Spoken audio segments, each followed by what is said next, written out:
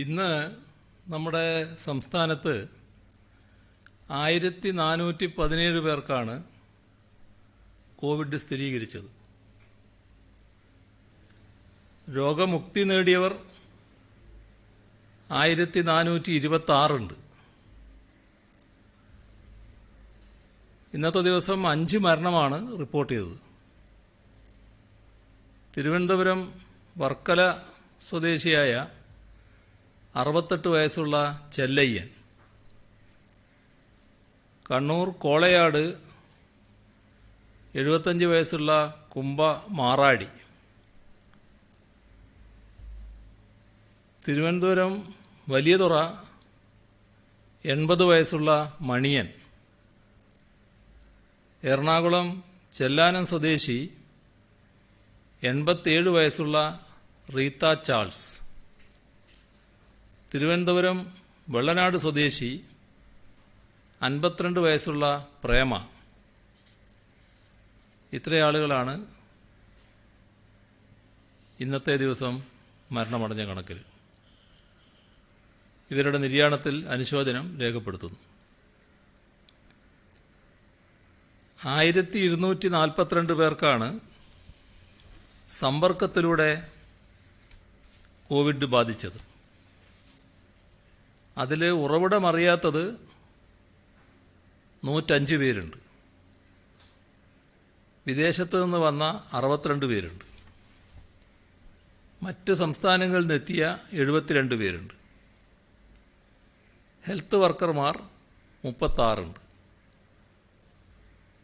കഴിഞ്ഞ 24 മണിക്കൂറിനകം 21,625 പരിശോധനകളാണ് നടന്നത്. ജില്ലകളിൽ പോസിറ്റീവായവരുടെ കണക്ക്: തിരുവനന്തപുരം 297, മലപ്പുറം 242, കോഴിക്കോട് 158, കാസർഗോഡ് 147, ആലപ്പുഴ 146, പാലക്കാട് 141, എറണാകുളം 133, തൃശ്ശൂർ 32, കണ്ണൂർ 30, കൊല്ലം 25, കോട്ടയം 24, പത്തനംതിട്ട 20, വയനാട് 18, ഇടുക്കി 4. കോവിഡ് പ്രതിരോധത്തിനൊപ്പം എലിപ്പനി, ഡെങ്കിപ്പനി എന്നിവയുടെ പ്രതിരോധ പ്രവർത്തനങ്ങളും നടക്കുന്നുണ്ട്. ആലപ്പുഴ ജില്ലയിൽ തീരപ്രദേശങ്ങളിൽ കോവിഡ് രോഗവ്യാപനം തുടരുകയാണ്. 6 ക്ലസ്റ്ററുകളിലാണ് രോഗം വർദ്ധിക്കുന്നത്. Kadakkarappally, Chettikkad, Punnapra north, Ambalappuzha south, Vettakkal, Panavally. കോട്ടയം ജില്ലയിൽ അതിരമ്പുഴ, ഏറ്റുമാനൂർ മേഖലകളിൽ കോവിഡ് സമ്പർക്ക വ്യാപനം ഇപ്പോഴും റിപ്പോർട്ട് ചെയ്യുന്നുണ്ട്. ഈ സാഹചര്യത്തിൽ ഏറ്റുമാനൂർ ക്ലസ്റ്ററിൻ്റെ ഭാഗമായിരുന്ന അതിരമ്പുഴ ഗ്രാമപഞ്ചായത്തിനെ പ്രത്യേക ക്ലസ്റ്ററായി പ്രഖ്യാപിച്ചിട്ടുണ്ട്. എറണാകുളം ജില്ലയിൽ ഫോർട്ട് കൊച്ചി ക്ലസ്റ്ററിൽ രോഗവ്യാപനം തുടരുകയാണ്. മട്ടാഞ്ചേരി, പള്ളുരുത്തി, കുമ്പളങ്ങി മേഖലകളിലാണ് കൂടുതൽ കേസുകളുള്ളത്. സോണുകളിലെ വ്യവസായശാലകൾക്ക് പ്രവർത്തനാനുമതി നൽകിയിട്ടുണ്ട്. കോവിഡ് മാനദണ്ഡങ്ങൾ പാലിച്ചു മാത്രമേ പ്രവർത്തിക്കാൻ അനുമതി നൽകൂ. ജില്ലയിലെ അടഞ്ഞുകിടക്കുന്ന മാർക്കറ്റുകൾ മാർഗനിർദ്ദേശം പാലിച്ചുകൊണ്ട് തുറന്ന് പ്രവർത്തിക്കും. തൃശ്ശൂർ ജില്ലയിൽ മങ്കര, മിണാലൂർ ക്ലസ്റ്ററുകൾ പുതുതായി രൂപം കൊണ്ടു. കോഴിക്കോട് ഒരു വീട്ടിൽ തന്നെ 5-ലേറെ പേർ രോഗികളായ 24 വീടുകൾ കോർപ്പറേഷൻ പരിധിയിലുണ്ട്. പുറത്തുപോയി വരുന്നവർ വീടുകൾക്കുള്ളിലും കോവിഡ് മുൻകരുതൽ സ്വീകരിക്കേണ്ടത് നിർബന്ധമാണ്. മത്സ്യബന്ധനത്തിനെത്തിയ 68 അതിഥി തൊഴിലാളികൾക്ക് കോവിഡ് സ്ഥിരീകരിക്കുകയുണ്ടായി. അതിഥി തൊഴിലാളികൾ മത്സ്യബന്ധനത്തിനെത്തി കടലിൽ തന്നെ ബോട്ടിൽ കഴിഞ്ഞുകൂടുന്നത് ശ്രദ്ധയിൽപ്പെട്ടിട്ടുണ്ട്. ജാഗ്രതാ പോർട്ടലിൽ രജിസ്റ്റർ ചെയ്യാതെയും പാസ് ഇല്ലാതെയും വരുന്ന തൊഴിലാളികളെ മത്സ്യബന്ധനത്തിന് അനുവദിക്കാനാവില്ല. ബേപ്പൂർ മേഖലയിൽ പോലീസ് നിരീക്ഷണം ശക്തിപ്പെടുത്തും. കോഴിക്കോട് ബീച്ച് ആശുപത്രി കോവിഡ് ആശുപത്രിയാക്കി മാറ്റി. ഡയാലിസിസ് സെന്റർ അവിടെ നിലനിർത്തിയിട്ടുണ്ട്. രോഗികളുടെ സുരക്ഷിതത്വം ഉറപ്പാക്കാൻ കോവിഡ് വാർഡുമായി യാതൊരു ബന്ധവുമില്ലാത്ത രീതിയിൽ ഡയാലിസിസ് സെന്ററിലേക്ക് ആശുപത്രിക്കുള്ളിൽ നിന്നുള്ള പ്രവേശനം പൂർണ്ണമായും അടച്ചു. ആശുപത്രി കോമ്പൗണ്ടിൽ നേരെ ഡയാലിസിസ് സെന്ററിലേക്ക് പ്രവേശിക്കാൻ റാമ്പ് സൗകര്യം ഒരുക്കിയിട്ടുണ്ട്. കണ്ണൂർ ജില്ലയിലെ Kannur government medical college, DSC, Aster MIMS എന്നിവിടങ്ങളിൽ സ്ഥിതി നിയന്ത്രണ വിധേയമാണ്. സമ്പർക്കബാധ കൂടുതൽ കണ്ടെത്തിയതിനെ തുടർന്ന് ചക്കരക്കൽ പോലീസ് സ്റ്റേഷൻ പരിധിയിലെ കൂടുതൽ പ്രദേശങ്ങൾ പൂർണ്ണമായി അടച്ചിട്ടു. 10 ദിവസത്തിനകം 1146 രോഗികളിലാണ് കാസർഗോഡ് ജില്ലയിൽ കോവിഡ് സ്ഥിരീകരിച്ചത്. കാസർഗോഡ് ബീച്ച് ക്ലസ്റ്ററുമായി ബന്ധപ്പെട്ട ആളുകളിലുള്ള രോഗബാധ വർദ്ധിക്കുകയാണ്. ഇതുവരെയായി കാസർഗോഡ് ബീച്ച് ക്ലസ്റ്ററിൽ 128 പേർക്കാണ് രോഗം സ്ഥിരീകരിച്ചത്. കോവിഡ് പ്രതിരോധ മേഖലയിലെ പോലീസിൻ്റെ പ്രവർത്തനങ്ങൾ വിലയിരുത്തിയിട്ടുണ്ട്. ആരോഗ്യ പ്രവർത്തകരുമായി ചേർന്ന് പോലീസ് നടത്തുന്ന കോൺടാക്റ്റ് ട്രേസിംഗ് പൊതുജനങ്ങൾ സ്വാഗതം ചെയ്യുന്നതായാണ് അനുഭവം. കോൺടാക്റ്റ് ട്രേസിംഗ്, കണ്ടെയ്ൻമെൻറ് സോൺ കണ്ടെത്തൽ എന്നീ പ്രവർത്തനങ്ങൾ കൂടുതൽ കൃത്യതയോടെ ചെയ്യാനും തീരുമാനമായി. രോഗവ്യാപനം വർദ്ധിക്കുന്ന തിരുവനന്തപുരം, ആലപ്പുഴ, മലപ്പുറം ജില്ലകളിൽ പോലീസ് നടപടികൾ കൂടുതൽ കർശനമാക്കും. IG Ashok Yadav, DIG S Surendran എന്നിവർ മലപ്പുറത്ത് ക്യാമ്പ് ചെയ്ത് ആ ജില്ലയിലെ പോലീസ് നടപടികൾ ഏകോപിപ്പിക്കും. മാസ്ക് ധരിക്കാത്തതിന് നടപടി നേരിട്ടവരുടെ ഡാറ്റാ ബാങ്ക് തയ്യാറാക്കും. മാസ്ക് ധരിക്കാത്തതിന് രണ്ടാമതും പിടിയിലാകുന്നവരിൽ നിന്ന് പിഴയായി 2000 രൂപ വീതം ഈടാക്കും. തിരുവനന്തപുരം ജില്ലയിലെ കരമനയിൽ കണ്ടെയ്ൻമെൻറ് സോണുകൾ സ്വയം നിശ്ചയിച്ച് നിയന്ത്രണം ഏർപ്പെടുത്താൻ ജനം മുൻകൈയെടുത്തതായി മാധ്യമങ്ങൾ റിപ്പോർട്ട് ചെയ്തിരുന്നു. ഈ മാതൃക ജനമൈത്രി പോലീസിൻ്റെ പ്രവർത്തനങ്ങളിൽ ഉൾപ്പെടുത്തും. ജനമൈത്രി പോലീസിൻ്റെ സഹായത്തോടെ സംസ്ഥാനത്തെമ്പാടും ബോധവൽക്കരണ പ്രവർത്തനങ്ങളും നിരീക്ഷണവും ശക്തിപ്പെടുത്തും. ഇതിൽ നാട്ടുകാരുടെ പങ്കാളിത്തം കൂടുതൽ ഉറപ്പിക്കുന്നതിന് ആവശ്യമായ നടപടികൾ സ്വീകരിക്കും. റെസിഡൻസ് അസോസിയേഷനുകളെടുത്ത് അവരുടെ നേതൃത്വത്തിൽ പരിപാടികൾ സംഘടിപ്പിക്കുന്നതിനും നടപടികളെടുക്കും.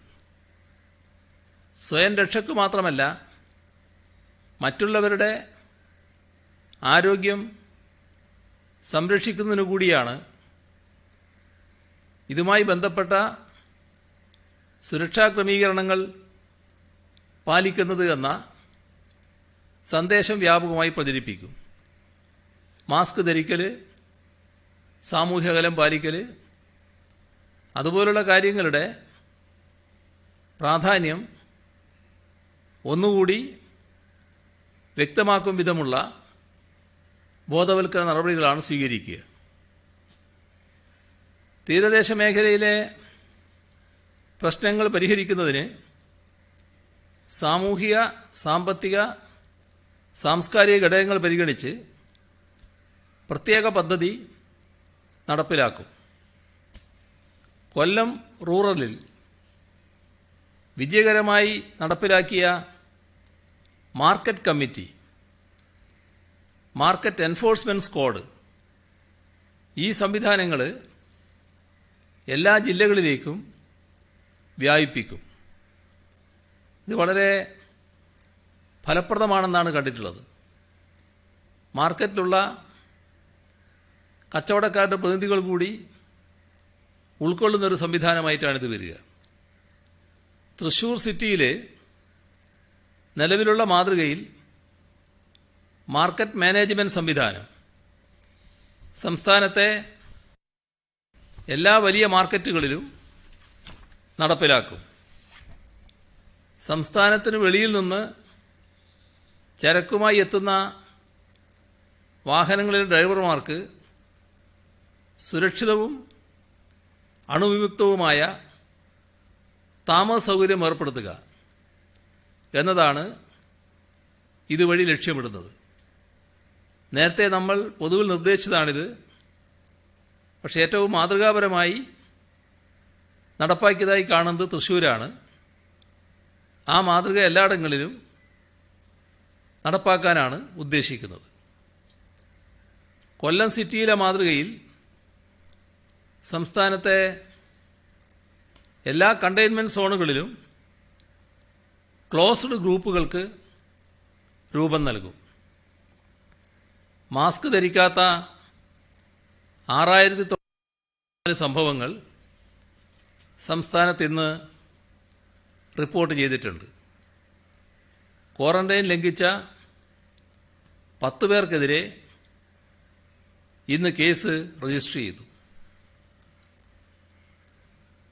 കാലവർഷത്തിൻ്റെ സ്ഥിതി വരും ദിവസങ്ങളിൽ കേരളത്തിൽ മഴ കുറയുമെന്ന് കേന്ദ്ര കാലാവസ്ഥാ വകുപ്പ് അറിയിച്ചിട്ടുണ്ട്.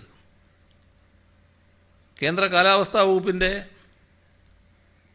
ദ്വൈവാര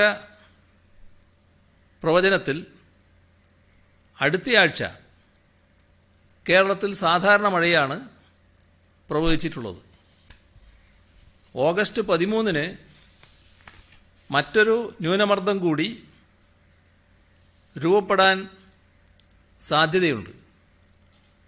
പക്ഷേ അത് കേരളത്തിലെ കാലാവസ്ഥയെ നേരിട്ട് ബാധിക്കില്ല എന്നാണ് ഇപ്പോഴത്തെ വിലയിരുത്തൽ. ന്യൂനമർദ്ദത്തിൻ്റെ രൂപീകരണ സാധ്യതയും വികാസവും കേന്ദ്ര കാലാവസ്ഥാ വകുപ്പും സംസ്ഥാന ദുരന്ത നിവാരണ അതോറിറ്റിയും സൂക്ഷ്മമായി നിരീക്ഷിക്കുന്നുണ്ട്. നദികളിലെ ജലനിരപ്പ് അപകടനിരപ്പിൽ നിന്ന് താഴ്ന്നിട്ടുണ്ട്. വെള്ളക്കെട്ട് രൂപപ്പെട്ട ഇടങ്ങളിലെല്ലാം സാധാരണ നിലയിലേക്ക് കാര്യങ്ങൾ മാറി വരുന്നുണ്ട്. ഉരുൾപൊട്ടൽ സാധ്യതയുള്ള മലയോര മേഖലയിൽ എവിടെയെങ്കിലും പ്രവചനങ്ങൾ തെറ്റിച്ച് മഴ ശക്തിപ്പെടുന്ന സാഹചര്യമുണ്ടായാൽ പ്രത്യേക ഇടപെടലിന് നിർദ്ദേശം നൽകിയിട്ടുണ്ട്. എല്ലാ ജില്ലകളിലും ദുരിതാശ്വാസ ക്യാമ്പുകൾ തുടങ്ങാൻ സംവിധാനം ഒരുക്കിയിരുന്നു. കോവിഡ് ക്വാറന്റൈനിലുള്ളവർക്കായി പ്രത്യേകം ക്യാമ്പുകളും ഒരുക്കിയിരുന്നു. മഴക്കെടുതിയെ തുടർന്ന് സംസ്ഥാനത്താകെ 493 ക്യാമ്പുകൾ ഇന്ന് ഉച്ചവരെ തുറന്നു. അതിൽ 21,205 പേരാണ് അവിടെ ഉണ്ടായിരുന്നത്. മഴ കുറഞ്ഞതോടെയും വെള്ളം ഇറങ്ങിയതോടെയും പലരും വീടുകളിലേക്ക് മടങ്ങിപ്പോയിക്കൊണ്ടിരിക്കുകയാണ്. തിരികെ വീടുകളിലേക്ക് പോകുന്നവർ പാലിക്കേണ്ട മുൻകരുതലുകൾ എല്ലാം പാലിക്കണമെന്ന് പ്രത്യേകം ഓർമ്മപ്പെടുത്തുകയാണ്. രാജമല പെട്ടിമുടി ദുരന്ത മേഖലയിൽ നിന്നും 3 മൃതദേഹങ്ങൾ കൂടി കണ്ടെടുത്തു. ചൊവ്വാഴ്ച രാവിലെ തുറന്ന തെരച്ചിലിലാണ് മൃതദേഹങ്ങൾ ലഭിച്ചത്. ഇതോടെ ആകെ മരിച്ചവരുടെ എണ്ണം 52ആയി. പരിസ്ഥിതി ആഘാത വിജ്ഞാപനത്തിൻ്റെ കരട് ദൂരവ്യാപകവും വിപരീതവുമായ പ്രത്യാഘാതങ്ങൾക്ക് ഇടയാക്കുന്നതാണ്. അതിലെ പല നിർദ്ദേശങ്ങളോടും യോജിക്കാനാവില്ല എന്നതാണ് സംസ്ഥാനത്തെ നിലപാട്. ഇക്കാര്യത്തിൽ ബന്ധപ്പെട്ട എല്ലാ വിഭാഗങ്ങളുമായും കൂടുതൽ ഫലപ്രദമായ ചർച്ചകൾ നടത്തി മാത്രമേ അന്തിമ തീരുമാനത്തിലെത്താവൂ. ഇതിനു പുറമെ സംസ്ഥാനത്തിൻ്റെ സാഹചര്യം കൂടി പരിശോധിച്ച് ചില കാര്യങ്ങളിൽ മാറ്റം വേണമെന്ന അഭിപ്രായം പ്രത്യേകമായി പറയുന്നുണ്ട്. പ്രധാനമായും ഖനനാനുമതിയുമായി ബന്ധപ്പെട്ട കാര്യത്തിലെ ഭേദഗതിയാണ് സംസ്ഥാനം ചൂണ്ടിക്കാട്ടുന്നത്. ഇടത്തരം വിഭാഗത്തിലെ കാറ്റഗറി B1-ൽ 5 ഹെക്ടറിൽ കൂടുതൽ 100 ഹെക്ടർ വരെ എന്ന വ്യവസ്ഥയാണ് അനുമതി നൽകുന്നതുമായി ബന്ധപ്പെട്ട് നിൽക്കുന്നത്. അതായത് 5 ഹെക്ടറിനും 100 ഹെക്ടറിനുമിടയിൽ ഖനന പ്രവർത്തനങ്ങൾക്ക് അനുമതി നൽകുമ്പോൾ പരിസ്ഥിതി ക്ലിയറൻസ് ആവശ്യമാണ്. ഇതിൽ 5 ഹെക്ടർ എന്നത് 2 ഹെക്ടർ എന്നാക്കി ഭേദഗതി ചെയ്യണമെന്നാണ് സംസ്ഥാനത്തിൻ്റെ ആവശ്യം. അതായത് 2 ഹെക്ടറിന് മുകളിൽ ഖനന പ്രവർത്തനങ്ങൾക്ക് അനുമതി നൽകുമ്പോൾ പരിസ്ഥിതി ക്ലിയറൻസ് ആവശ്യമായി വരും.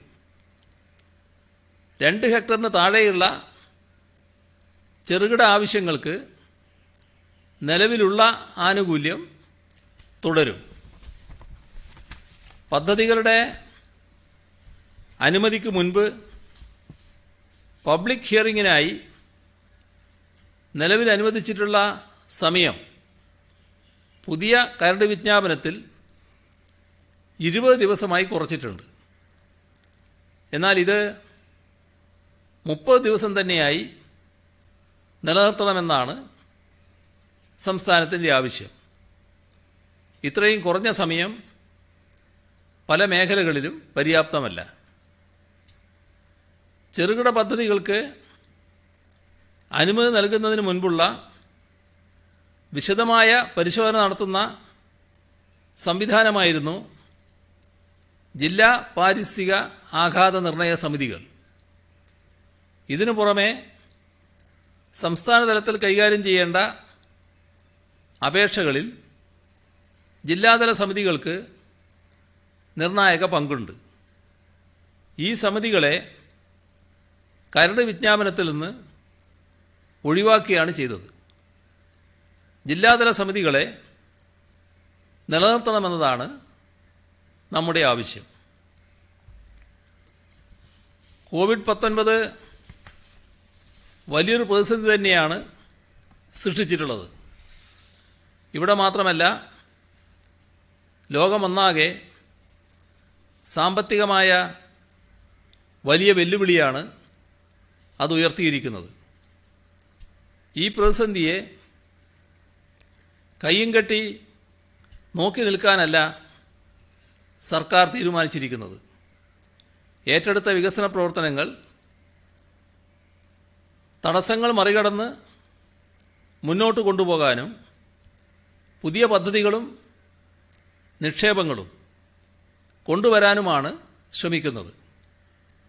സംസ്ഥാനത്തെ കൂടുതൽ സംരംഭ സൗഹൃദമാക്കുന്നതിനായി രൂപം നൽകിയ K-SWIFT, Kerala single window interface for fast and transparent clearances എന്ന ഏകജാലക സംവിധാനം വഴി 2547 സൂക്ഷ്മ ചെറുകിട ഇടത്തരം MSME സംരംഭങ്ങൾക്ക് സർക്കാർ അംഗീകാര പത്രങ്ങൾ നൽകി. MSMEക്ക് പുറത്ത് 361 സേവനങ്ങൾക്കുള്ള അംഗീകാരവും K-SWIFT വഴി നൽകിയിട്ടുണ്ട്. 717 കോടി 80 ലക്ഷം രൂപയുടെ നിക്ഷേപമാണ് ഇതിലൂടെ വരുന്നത്. 2020 ജൂലൈ 22 വരെയുള്ള 2378 അപേക്ഷകളിന്മേൽ തീർപ്പ് കൽപ്പിച്ചിട്ടുണ്ട്. ബിസിനസ് അന്തരീക്ഷം അനായാസമാക്കുന്നതിനുള്ള ഈസ് ഓഫ് ഡൂയിങ് ബിസിനസ് പരിഷ്കരണ നടപടികളുടെ ഭാഗമായി രൂപം നൽകിയ K-SWIFTലേക്ക് സംരംഭകർ നിക്ഷേപ നിർദ്ദേശങ്ങൾ പൊതു അപേക്ഷാ ഫോമിൽ സമർപ്പിച്ചാൽ മതി. സംരംഭവുമായി ബന്ധപ്പെട്ട രേഖകൾ സമർപ്പിക്കൽ, ഓൺലൈനായി പണമടക്കൽ, അപേക്ഷയുടെ തൽസ്ഥിതി നിർണയം, അന്തിമ അനുമതി പത്രം തുടങ്ങിയ സൗകര്യങ്ങളെല്ലാം K-SWIFTലുള്ളതുകൊണ്ട് കാലതാമസം ഒഴിവാക്കാൻ സാധിക്കുന്നു. തിരുവനന്തപുരമാണ് സംസ്ഥാനത്ത് K-SWIFT വഴി MSMEകൾക്കായി ഏറ്റവും കൂടുതൽ അപേക്ഷകൾ വന്ന ജില്ല. K-SWIFTനെ 10 കോടി രൂപ വരെ നിക്ഷേപമുള്ള പദ്ധതി നിർദ്ദേശങ്ങൾക്ക് തൽക്ഷണം അനുമതി നൽകുന്ന തരത്തിൽ പരിഷ്കരിച്ചിട്ടുണ്ട്. സംരംഭങ്ങൾ തുടങ്ങുന്നതുമായി ബന്ധപ്പെട്ട് നിലവിൽ 15 സർക്കാർ വകുപ്പുകളെയും ഏജൻസികളെയും K-SWIFT വഴി ബന്ധപ്പെടാം. KSEB, ഇലക്ട്രിക്കൽ ഇൻസ്പെക്ടറേറ്റ്, തൊഴിൽ, ജല അതോറിറ്റി, മലിനീകരണ നിയന്ത്രണ ബോർഡ്, അഗ്നിസുരക്ഷ, മൈനിങ് ആൻഡ് ജിയോളജി, സംസ്ഥാന പരിസ്ഥിതി ആഘാത നിർണയ അതോറിറ്റി, SCIA, ഫാക്ടറീസ് ആൻഡ് ബോയിലേഴ്സസ് തുടങ്ങിയവയെല്ലാം ഇതിലുൾപ്പെടും. നിലവിൽ ഓൺലൈൻ സംവിധാനങ്ങളില്ലാത്ത വനം വകുപ്പ്, ഭൂഗർഭ ജലവകുപ്പ്, പഞ്ചായത്ത് ഡയറക്ടറേറ്റ്, നഗരകാര്യ വകുപ്പ്, ചീഫ് ടൗൺ പ്ലാനിംഗ് തുടങ്ങിയവയെ ബന്ധിപ്പിക്കാനുള്ള സംവിധാനവും സൃഷ്ടിക്കപ്പെട്ടിട്ടുണ്ട്. ആരോഗ്യം, കൃഷി, റവന്യൂ, ദേശീയ ഭക്ഷ്യസുരക്ഷാ അതോറിറ്റി, തീരസംരക്ഷണ മാനേജ്മെൻറ്റ് അതോറിറ്റി ഇവയെല്ലാം K-SWIFTൻ്റെ അടുത്ത ഘട്ടത്തിൽ ഉൾപ്പെടുത്തും. അതിലൂടെ നടപടിക്രമങ്ങൾ കൂടുതൽ സുഗമമാക്കാനും ഔദ്യോഗിക ഇടപെടലുകൾ പരമാവധി കുറക്കാനും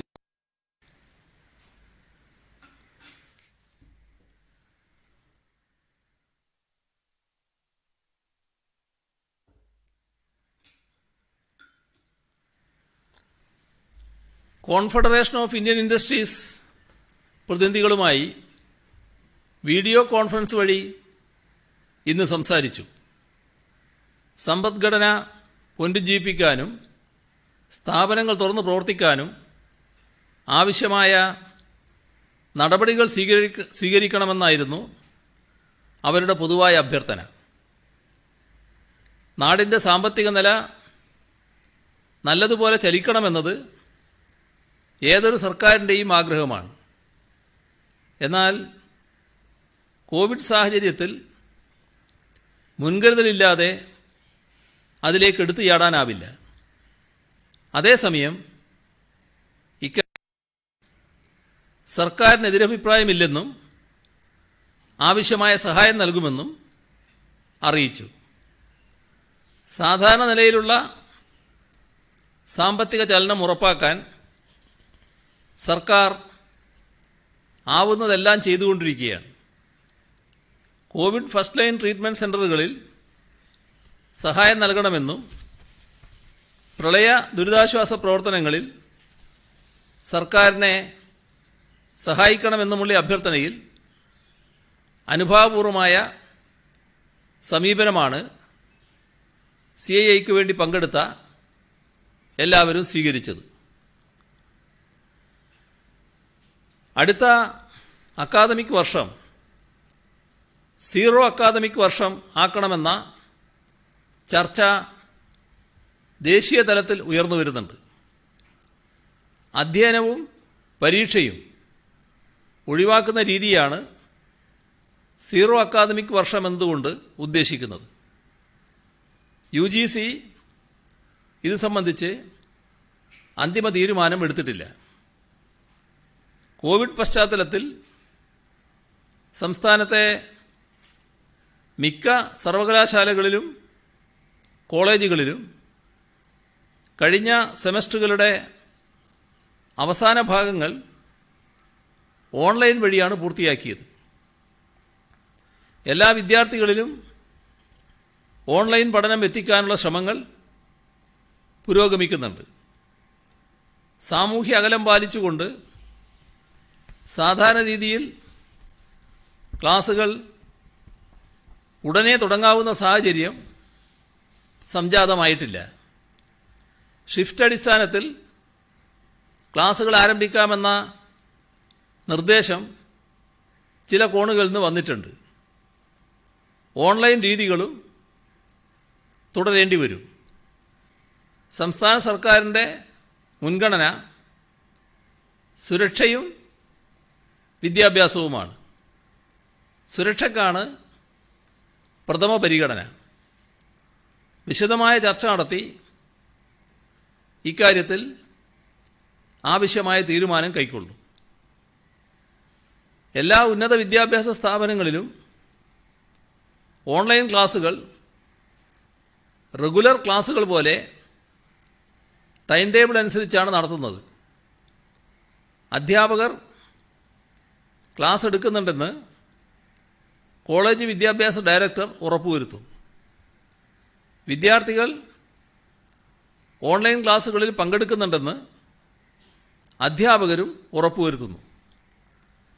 പുതിയ കേന്ദ്ര തീരുമാനത്തിൻ്റെ പശ്ചാത്തലത്തിൽ വിശദമായ പരിശോധനകൾ നടത്തി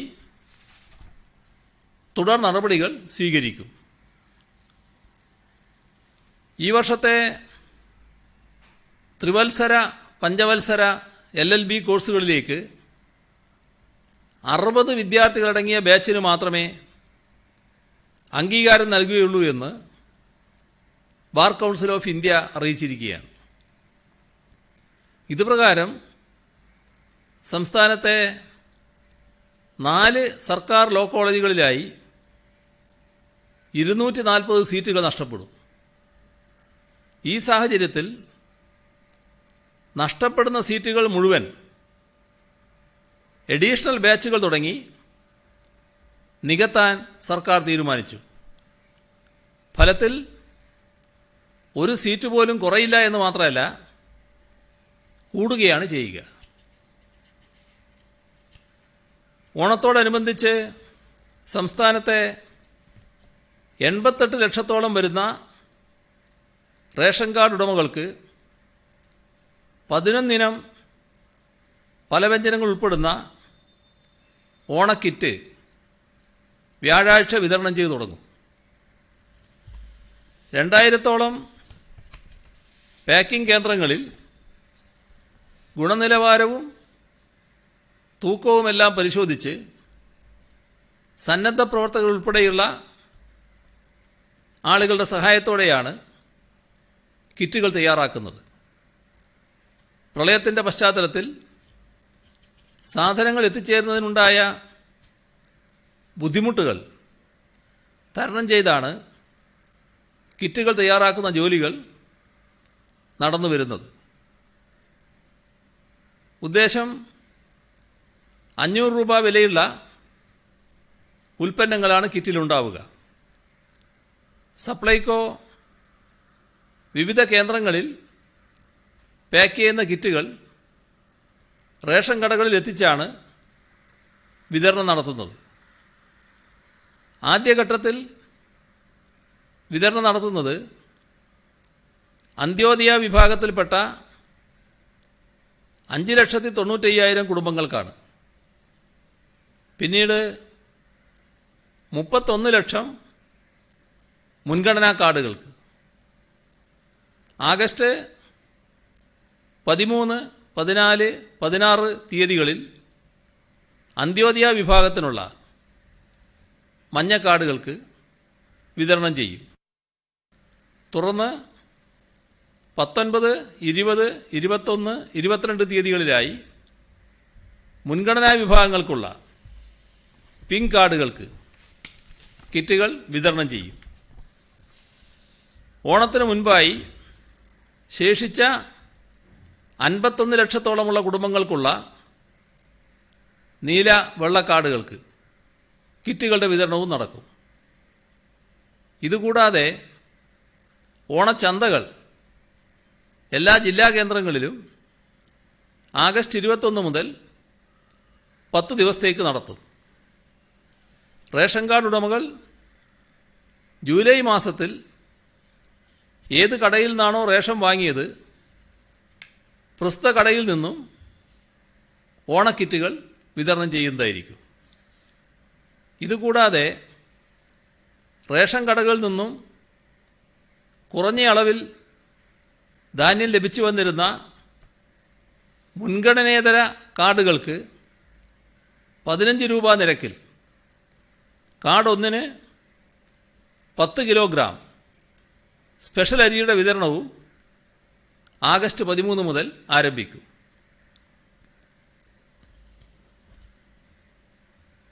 വോട്ടർ പട്ടികയിൽ പേര് ചേർക്കാനുള്ള സൈറ്റ് ഓപ്പൺ ആയിട്ടുണ്ട് എന്ന പേരിൽ വ്യാജ പ്രചരണം നടക്കുന്നുണ്ട്.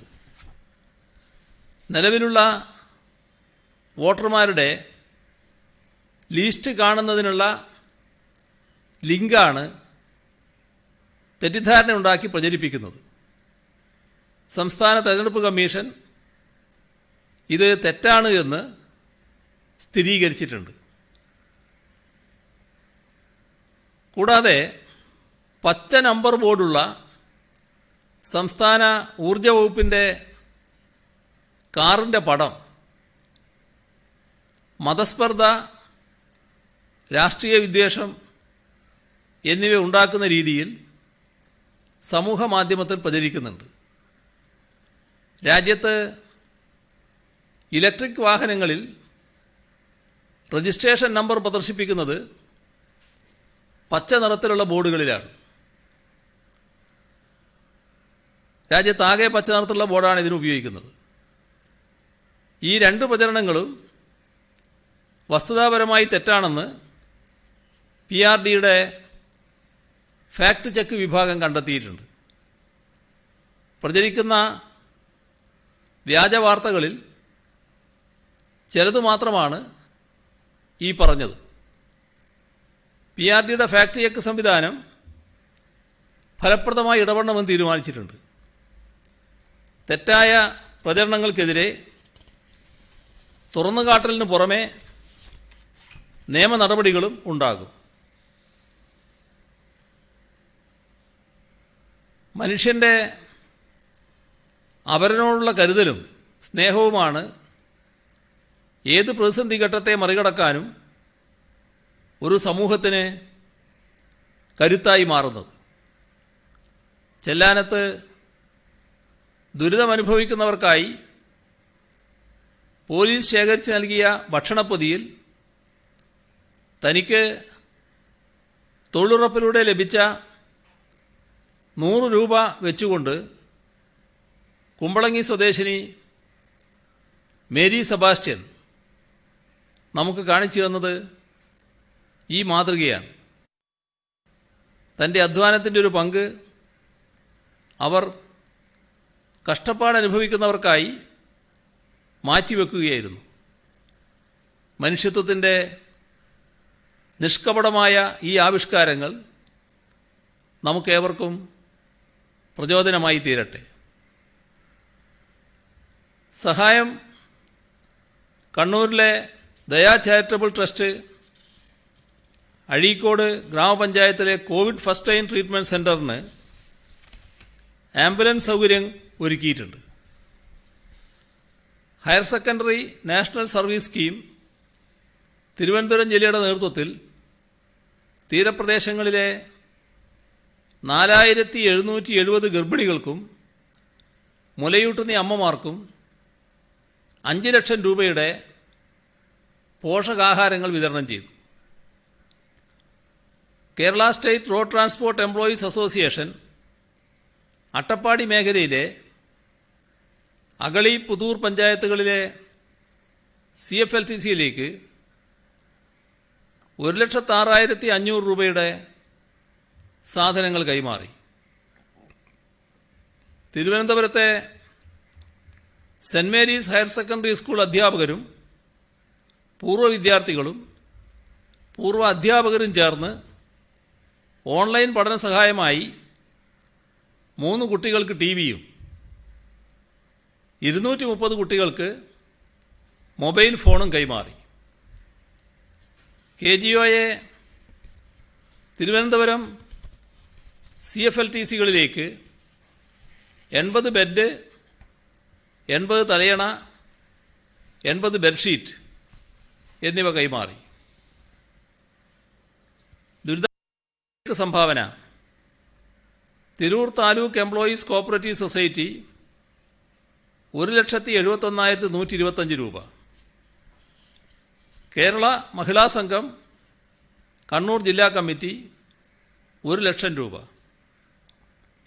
Kerala state government farm workers union CITU 1 ലക്ഷം രൂപ. AIYF കോതമംഗലം മണ്ഡലം കമ്മിറ്റി 75,000 രൂപ. AIYF മണ്ണാർക്കാട് മേഖല കമ്മിറ്റി 51,033 രൂപ.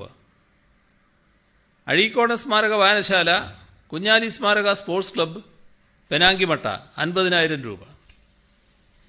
കടലുണ്ടിയിലെ മണ്ണൂർ കൃഷ്ണ AUP സ്കൂൾ അധ്യാപക KP സുജാത 50,000 രൂപ. ധർമ്മടത്തെ പരേതയായ തിരുവാനത്ത് മാണിയത്ത് രോഹിണിയുടെ മരണാനന്തര ചടങ്ങുകൾക്കായി നീക്കിവെച്ച 50,000 രൂപ കുടുംബാംഗങ്ങൾ കൈമാറി. Kerala jail subordinate officers association Kannur central prison unit 40,000 രൂപ. CPI ഏലംകുളം ലോക്കൽ കമ്മിറ്റി 40,000 രൂപ. മടിക്കൈ സ്വദേശി ബാലകൃഷ്ണൻ മുനിസിപ്പൽ കോമൺ സർവീസിൽ നിന്ന് റിട്ടയർ ചെയ്യുമ്പോൾ സഹജീവനക്കാർ നൽകിയ 1 പവൻ സ്വർണ്ണനാണയം കൈമാറി. കൂത്തുപറമ്പ് രക്തസാക്ഷി സഖാവ് സി ബാബു സ്മാരക മന്ദിരം കുണ്ടുയറ ദുരിതാശ്വാസ നിധിയിലേക്ക് 36,000 രൂപയും കതിരൂർ ഗ്രാമപഞ്ചായത്ത് ഫസ്റ്റ് ലൈൻ ട്രീറ്റ്മെൻറ്റ് സെൻ്ററിന് 15,000 രൂപയും കൈമാറി. കേരള ഭാഷാ ഇൻസ്റ്റിറ്റ്യൂട്ട് 2ാം ഗഡു 25,000 രൂപ. കതിരൂർ 4ാം മൈലിലെ retired nurse P Janaki pension തുക 25,000 രൂപ. റെഡ് സ്റ്റാർ വില്ലേജ് മുക്ക് 27,300 രൂപ. Mahila association Madikkai centre village committee Erikkulam 20,000 രൂപ. ഇത്രയുമാണ് ഇന്ന് കൈമാറാനുള്ള വിവരങ്ങൾ. സിമൈ കോവിഡ് പ്രതിരോധത്തിനിടയിൽ പുതുതായി നിയമിച്ച ജൂനിയർ ഡോക്ടർമാർക്ക് ശമ്പളം കിട്ടുന്നില്ല എന്ന് പറഞ്ഞ് അവർ സമരത്തിലേക്ക് പോവുകയാണ്. അതിൻ്റെ എന്തെങ്കിലും ചർച്ചയോ തീരുമാനമോ എന്തെങ്കിലും ഉണ്ടോ? കോവിഡ് ഹോസ്പിറ്റലുകളുമായി ബന്ധപ്പെട്ട് നേരത്തെ ഞാൻ പറഞ്ഞിട്ടുണ്ട്, ചില മേഖലയിൽ ശമ്പളത്തിൻ്റെ കാര്യത്തിൽ കുറച്ച് കുറവുണ്ട് എന്നുള്ളത്. അത് സർക്കാർ കാണുകയും അത് പരിഹരിക്കാനുള്ള നടപടികൾ സ്വീകരിക്കുകയും ചെയ്തിട്ടുണ്ട്. എല്ലാ ആളുകളുടെ കാര്യത്തിലും വരുന്നതാണ്, ഈ നടപടികൾ വരുന്നതാണ്. ഒരു പ്രശ്നവും അക്കാര്യത്തിൽ ഉണ്ടാവില്ല. ഈ കഴിഞ്ഞ ദിവസം ഈ ലൈഫ് മിഷന്റെ കേസ് പറഞ്ഞപ്പം താങ്കൾ സൂചിപ്പിക്കേണ്ടായി ഈ കമ്മീഷൻ സ്വപ്ന സുരേഷ് നേടിയ കാര്യത്തിൽ നമ്മൾ പരിശോധിക്കുന്നത് സർക്കാർ എന്തെങ്കിലും തരത്തിലുള്ള അന്വേഷണം നടത്തുന്നുണ്ടോ, അതോ റെഡ് ക്രസന്റിനോട് ഇതേക്കുറിച്ച് അന്വേഷിക്കാൻ നമ്മൾ ആവശ്യപ്പെടുന്നുണ്ടോ? അതിന്റെ വിവരങ്ങൾ വരട്ടെ, കൂടുതൽ വിവരങ്ങൾ വരട്ടെ. നമ്മൾ അന്വേഷിക്കേണ്ടതല്ലേ CM കാര്യത്തിൽ? അല്ല, അത് ഇപ്പോൾ വാർത്തയായിട്ട് മാത്രമേ വന്നിട്ടുള്ളൂ. റെഡ് ക്രസന്റിന്റെ ഭാഗത്ത് എന്തെങ്കിലും ഉണ്ടോ എന്നുള്ളത് നോക്കട്ടെ. നമ്മൾ അവരോട് എഴുതി ചോദിക്കുകയോ മറ്റോ? ഇപ്പോൾ അന്വേഷണ ഏജൻസികളാണ് പറഞ്ഞത് ഇവർ ഇങ്ങനെ സർക്കാരിന്റെ പദ്ധതിയിൽ നിന്നും കമ്മീഷൻ നേടിയെന്ന്. അതെ, അതുമായി ബന്ധപ്പെട്ട് കൂടുതൽ വിവരങ്ങൾ എന്തെങ്കിലും വന്നതിന് ശേഷം മറ്റ് നടപടികൾ സ്വീകരിക്കുക. പോലീസിനെ കോവിഡ് നിയന്ത്രണങ്ങൾക്കായി ഏൽപ്പിച്ചതിന്റെ ഭാഗമായിട്ടുള്ള പ്രവർത്തനം വിലയിരുത്തിയിട്ടുണ്ടോ? പ്രതിപക്ഷം അങ്ങനെ ഒരു ആശയം നേരത്തെ ഉന്നയിച്ചിരുന്നു പോലീസിനെ ഏൽപ്പിക്കുന്നതിനെതിരെ. അപ്പോൾ അത് സംബന്ധിച്ച് ഒരു വിലയിരുത്തൽ നടത്തിയിട്ടുണ്ടോ? പോലീസിനെ ഈ ക്വാറന്റൈൻ കാര്യങ്ങളും അതുപോലെ ഇതിന്റെ പ്രവർത്തനങ്ങൾ കോവിഡ് പ്രതിരോധ പ്രവർത്തനങ്ങൾക്ക് നിയോഗിച്ചത്? അല്ല, പോലീസിനെ നിയോഗിച്ചു എന്നത് ഒരു ഘട്ടത്തിൽ ചില തെറ്റിദ്ധാരണകൾ ചില ആളുകളിൽ ഉണ്ടാക്കുന്നതിന് ഇടയാക്കിയിരുന്നു. യഥാർത്ഥത്തിൽ പോലീസ് ചെയ്തുകൊണ്ടിരിക്കുന്ന പ്രവർത്തനങ്ങൾ കൂടുതൽ മെച്ചപ്പെട്ട രീതിയിൽ നടത്തുക എന്ന് മാത്രമാണ് അന്നേരം ഉദ്ദേശിച്ചത്. ഇവിടെ നമ്മൾ കാണേണ്ടത് ഈ കോവിഡ് പ്രതിരോധത്തിൽ ഏറ്റവും മുന്നിൽ നിൽക്കുന്നത് ആരോഗ്യ പ്രവർത്തകരാണ്. അപ്പോൾ ആ ആരോഗ്യ പ്രവർത്തകരുടെ മനോവീര്യം തകർക്കുക എന്ന ഒരു ദുഷ്ടലാക്കോടെ ചിലർ ഈ മഹാമാരിയുടെ ആദ്യഘട്ടം മുതൽ ഇടപെട്ടു പോകുന്നുണ്ട്. ഇതിൽ നേരത്തെ മുതലേ ഉണ്ട്. അത് കക്ഷി രാഷ്ട്രീയത്തിന് അതീതമായി എല്ലാ വിഭാഗീയ ചിന്തകൾക്കും അതീതമായി ജനങ്ങൾക്ക് വേണ്ടി നിലനിൽക്കേണ്ട സമയമാണിത്. ജനങ്ങളാണല്ലോ പരമപ്രധാനം. നിർഭാഗ്യവശാൽ അത്തരം ശബ്ദങ്ങളൊക്കെ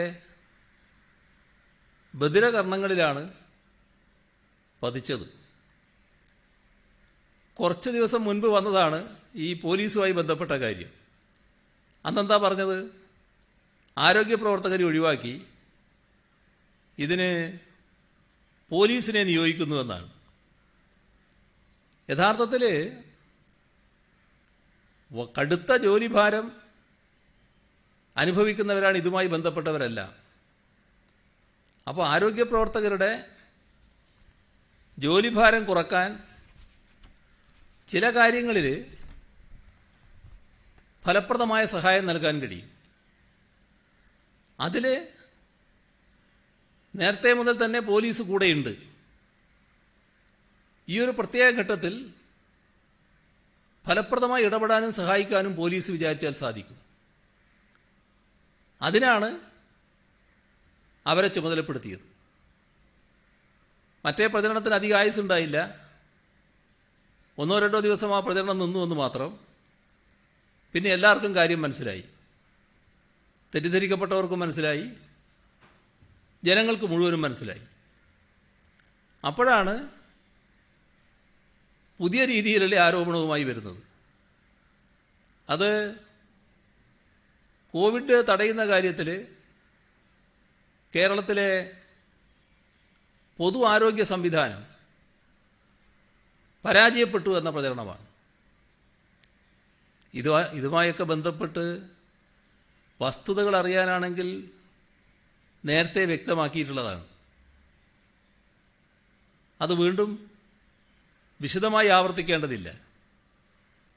നമ്മൾ ഓർക്കേണ്ട കാര്യം, നമ്മുടെ രാജ്യത്ത്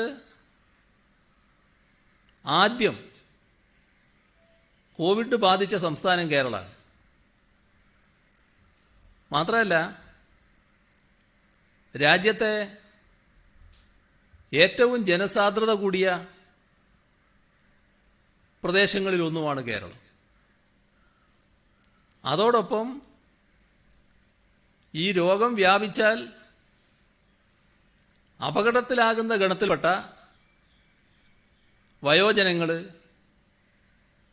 ചില പ്രത്യേക രോഗങ്ങൾ ബാധിച്ചവർ, ഹൃദ്രോഗികൾ,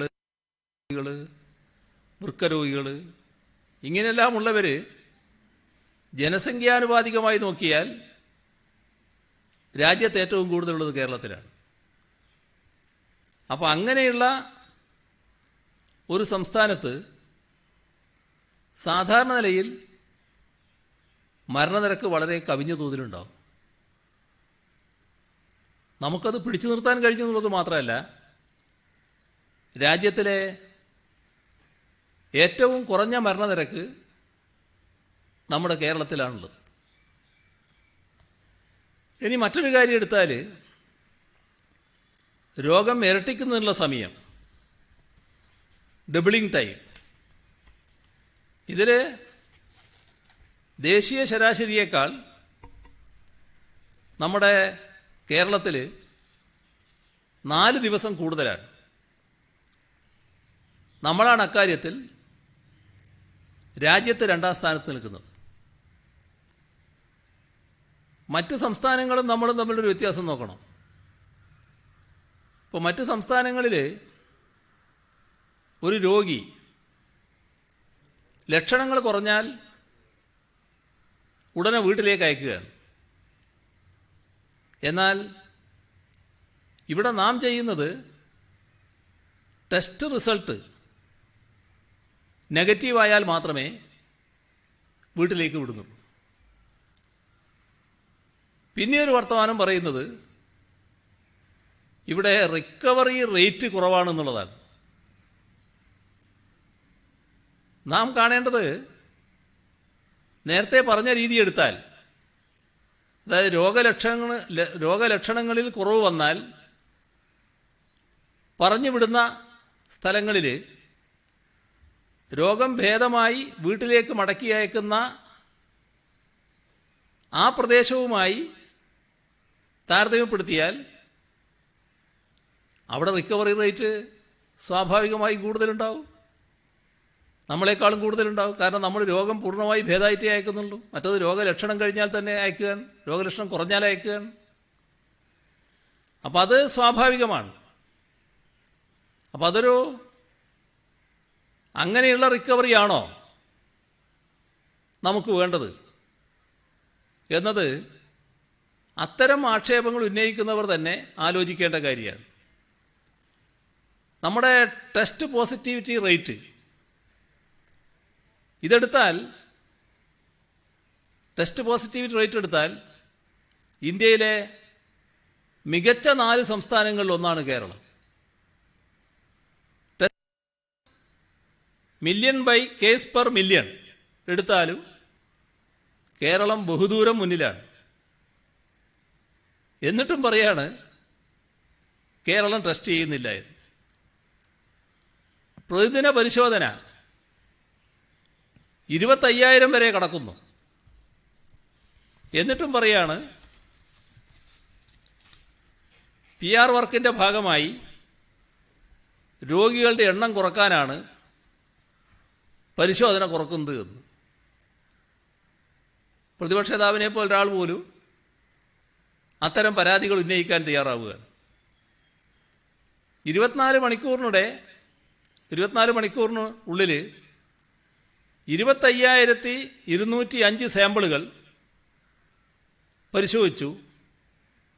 അതിൽ നിന്ന് 1,298 പേർക്ക് കോവിഡ് സ്ഥിരീകരിച്ചുവെന്ന് ഇവിടെ തന്നെ പറഞ്ഞ കാര്യമാണ്. അപ്പോൾ ആകെ പരിശോധനകൾ ഇപ്പോൾ 9 ലക്ഷം കഴിഞ്ഞിട്ടുണ്ട്. ലക്ഷക്കണക്കിന് പരിശോധനകൾ ഒരുമിച്ച് നടത്തിയാൽ എല്ലാം ഒന്നിച്ച് ശരിയാകുമെന്നാണോ ചിലർ ധരിക്കുന്നത്? അങ്ങനെ മുഴുവൻ പരിശോധനയും ഒരു ദിവസം നടത്തിക്കൊണ്ട് മാത്രം കാര്യങ്ങൾ പൂർണ്ണതയിലെത്തുമോ? ബഹുഭൂരിപക്ഷത്തിനും പരിശോധിച്ചു എന്ന് വിചാരിക്കുക. അവർക്ക് വീണ്ടും രോഗം വന്നുകൂടാന്നുണ്ടോ? രോഗമില്ലാത്ത ലക്ഷങ്ങളെ ഒന്നിച്ച് പരിശോധിച്ച് കയ്യിലുള്ള കിറ്റുകളെല്ലാം തീർക്കാനാണ് ചിലർ ആഗ്രഹിക്കുന്നത്. അപ്പോൾ യഥാർത്ഥ രോഗികൾ വരുമ്പോൾ എന്ത് ചെയ്യും? അപ്പോൾ കരുതലോടെയുള്ള പരിശോധനാ തന്ത്രമാണ് കേരളം ഒരുക്കിയിട്ടുള്ളത്. ഇവിടെ PPE കിറ്റുകളുടെ ഉപയോഗം സംബന്ധിച്ച് ഇതിൽ എയിംസ് പോലുള്ള രാജ്യത്തെ പല പ്രമുഖ മെഡിക്കൽ ഗവേഷണ അക്കാദമിക് സ്ഥാപനങ്ങളും CDC പോലുള്ള ഇന്റർനാഷണൽ ഏജൻസികളും PPE, N95 മാസ്കുകൾ തുടങ്ങിയവയുടെ പുനരുപയോഗത്തെപ്പറ്റി പറയുന്നുണ്ട്. പക്ഷേ നമ്മുടെ സംസ്ഥാനം ഇതുവരെ ആ വഴിക്ക് പോയിട്ടില്ല. നാളിതുവരെ വ്യക്തിഗത സുരക്ഷാ ഉപകരണങ്ങൾ പുനരുപയോഗിക്കാൻ തയ്യാറായിട്ടില്ല. അതിനാൽ അവിടെയും ആശങ്കകൾ ഉയരേണ്ട പ്രശ്നമില്ല.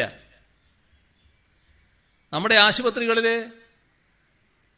1.25 ലക്ഷത്തോളം കിടക്ക നിലവിലുണ്ട്.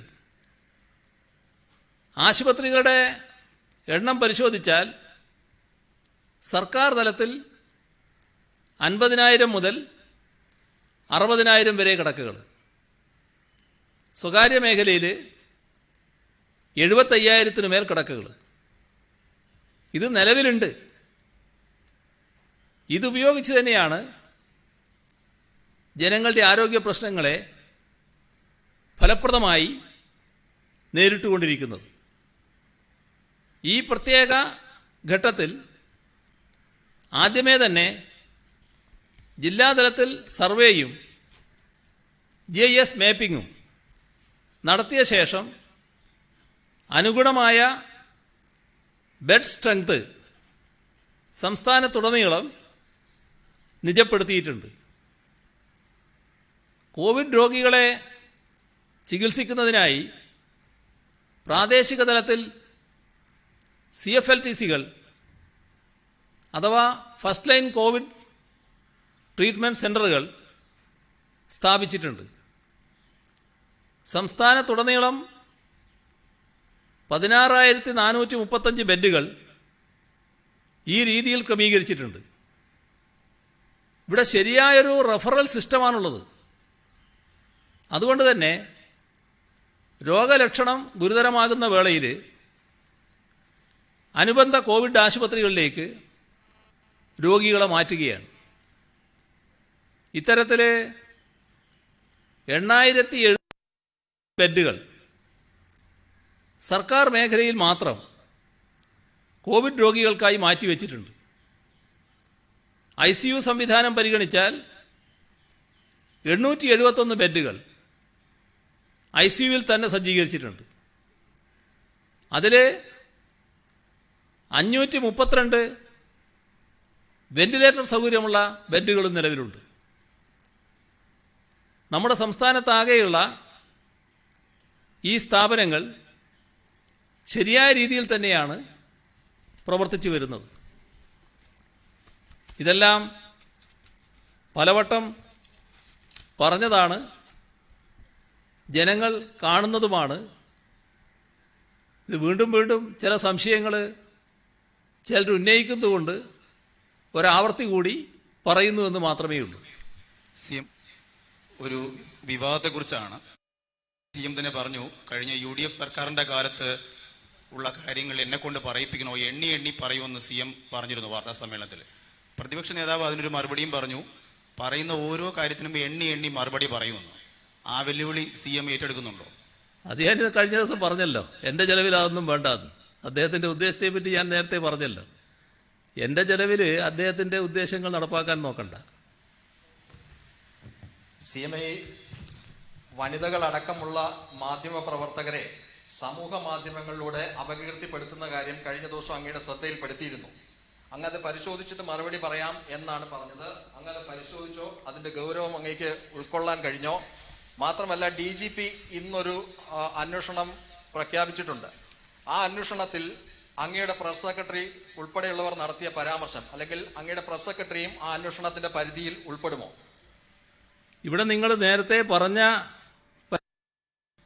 അതുമായി ബന്ധപ്പെട്ട് അന്വേഷണത്തിന് വിട്ടിട്ടുണ്ട്. അത്തരത്തിലുള്ള വ്യക്തിപരമായ ആക്രമണങ്ങൾക്കെതിരെ ശക്തമായ നടപടി സ്വീകരിക്കുക എന്നുള്ളത് തന്നെയാണ് പൊതുവെ സ്വീകരിക്കുന്ന നിലപാട്. അത് ആർക്കെതിരെയായാലും. ഇതിൽ ശരിയായ നിലയിൽ അന്വേഷണം നടക്കട്ടെ. നിങ്ങൾ വ്യക്തിപരമായ അധിക്ഷേപങ്ങളിൽ നിന്ന് സാധാരണഗതിയിൽ എല്ലാവരും ഒഴിഞ്ഞു നിൽക്കുകയാണ് വേണ്ടത്. അത് സാമൂഹ്യ മാധ്യമങ്ങളിൽ നിന്നുള്ളവർ മാത്രമല്ല, മറ്റു മാധ്യമങ്ങളും അത്തരത്തിലുള്ള രീതിയിൽ നിന്ന് ഒഴിഞ്ഞു നിൽക്കുന്നതാണ് അഭികാമ്യമായിട്ടുള്ളൊരു കാര്യം. വ്യാജ വാർത്തകൾ കണ്ടെത്തുന്നൊരു രീതി ഞാൻ നേരത്തെ പറഞ്ഞല്ലോ. ആ വ്യാജ വാർത്തകൾ ബോധപൂർവം പ്രചരിപ്പിക്കുന്ന ചില കേന്ദ്രങ്ങളുമുണ്ട്. അപ്പം അത്തരം കാര്യങ്ങൾ കണ്ടെത്തുന്നതിന് പ്രത്യേക സംവിധാനം തന്നെ ഒരുക്കിയിരിക്കുകയാണ്. നല്ല രീതിയിലുള്ള ഫലം സൃഷ്ടിക്കാനാകുമെന്നാണ് തോന്നുന്നത്. പൊതുവെ ഇത്തരം കാര്യങ്ങൾ കൈകാര്യം ചെയ്യുന്നതിന് ചില പ്രയാസങ്ങളുണ്ട്. അത് കുറേ കൂടി നയപരമായ കരുത്ത് വേണം എന്നൊരു അഭിപ്രായം വരുന്നുണ്ട്. അതുമായി ബന്ധപ്പെട്ട് പൊതു അഭിപ്രായം എന്താണ് എന്നതും പരിശോധിക്കേണ്ടതായിട്ടുണ്ട്. അധിക്ഷേപിക്കുന്ന വാർത്തകൾ, തെറ്റായി കാര്യങ്ങൾ പ്രചരിപ്പിക്കൽ,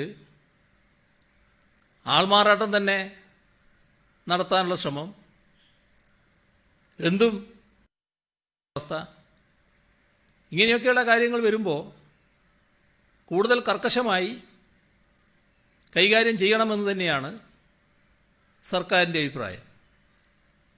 നമ്മുടെ മാധ്യമ മേധാവികളുടെ ഒരു യോഗം ചേർന്നിരുന്നു. അവരും ഈ കാര്യത്തിൽ കൂടുതൽ കർക്കശമായ നിലപാടിലേക്ക് പോകേണ്ടതുണ്ട് എന്ന് പറഞ്ഞത് ഞാൻ ഈ ഘട്ടത്തിൽ ഓർക്കുകയാണ്. നിങ്ങളോട് ഞാനത് പങ്കിട്ടു എന്നാണ് എൻ്റെ ഓർമ്മ. പക്ഷേ അതുമായി ബന്ധപ്പെട്ടുള്ള കൂടുതൽ കർക്കശ നിലപാട് എന്നത് ഔദ്യോഗിക തീരുമാനത്തിൻ്റെ ഭാഗമായി മാത്രമുണ്ടായാൽ പോരാ, ചില നിയമഭേദഗതികൾ കൂടി വേണം എന്ന അഭിപ്രായം വരുന്നുണ്ട്. അത് കൂടുതൽ ചർച്ച ചെയ്യേണ്ട ഒരു പ്രശ്നമാണ്. പൊതു അഭിപ്രായം അക്കാര്യത്തിൽ തേടേണ്ടതായിട്ടുണ്ട്. അങ്ങനെ പൊതു അഭിപ്രായം തേടിക്കൊണ്ട് നടപടികൾ എടുക്കേണ്ടതുണ്ടെങ്കിൽ നടപടി എടുത്തു പോവുക തന്നെ ചെയ്യുക. നാം എല്ലാവരും കാണേണ്ടത് ഏതെങ്കിലും കൂട്ടർക്കെതിരെ വ്യക്തിപരമായ അധിക്ഷേപങ്ങൾ വന്നാൽ അത് തരക്കേടില്ല, നല്ല കാര്യം, അടി പോട്ടെ പോട്ടെ പോട്ടെ പോട്ടെ അതേ വഴിക്ക് പോയിക്കോട്ടെ എന്ന് കൈയടിച്ച് കൊടുക്കുക. മറ്റു ചിലത് വരുമ്പോൾ ഓഹോ ഇങ്ങനെ വന്നോ, ഇതെന്താണിത്, ഇങ്ങനെ സംഭവിക്കാൻ പാടുണ്ടോ എന്ന് പറഞ്ഞ് രോഷം കൊള്ളുക. ഈ ഒരു ഇരട്ടത്താപ്പ് പാടില്ല. നമ്മളെല്ലാവരും ഒരേ സമീപനം ഇക്കാര്യത്തിൽ സ്വീകരിച്ചു പോകണം. അത് വ്യക്തിപരമായ അധിക്ഷേപം ആരും നടത്താൻ പാടില്ല. ആശയസംവാദങ്ങളാകാം, അഭിപ്രായങ്ങൾ പരസ്പരം കൈമാറുന്ന നിലയാകാം. ഞാൻ പറഞ്ഞ കാര്യം തുറന്ന് സർക്കാർ മറ്റു തരത്തിൽ ആശയവിനിമയം നടത്തിക്കൊണ്ട് തീരുമാനിക്കേണ്ട കാര്യമാണ്. അത് പിന്നീട് തീരുമാനിക്കാം. ഇവിടെ ഇന്ന് നമുക്ക് അവസാനിപ്പിക്കാം.